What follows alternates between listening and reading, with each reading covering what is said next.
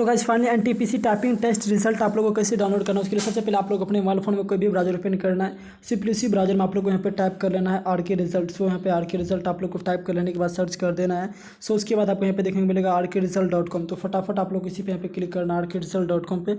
जैसे ही आप लोग इस पर क्लिक कीजिएगा, इस पर क्लिक करने के बाद आपको थोड़ा देर पे आप लोग को देखना होगा। यहाँ पे आप लोग को देखने मिलेगा NTPC typing result live download. आप लोग यहाँ पे देख लीजिए NTPC typing test result live download. तो फटाफट आप लोग इसी पे यहाँ पे क्लिक करना। सो इस पर क्लिक कर देने के बाद आपको थोड़ा पे वेट करना होगा। सो वेट करने के बाद इसमें कुछ इस प्रकार का इंटरफेस आप लोग को देखने को मिल जाएगा। फिर आप लोग को सीधे नीचे स्क्रॉल डाउन करना है और यहाँ पे सभी अपडेट आप लोग को देखने को मिलेगा। तो इस प्रकार से आप लोग अपने रिजल्ट को यहाँ से डाउनलोड कर सकते हैं। और कैसे कैसे डाउनलोड करना होगा सभी अपडेट आप लोग यहाँ पे इस प्रकार से आप लोग यहाँ पे चेक कर लीजिए। इस प्रकार से आप लोग अपने रिजल्ट को यहाँ से डाउनलोड करना होगा।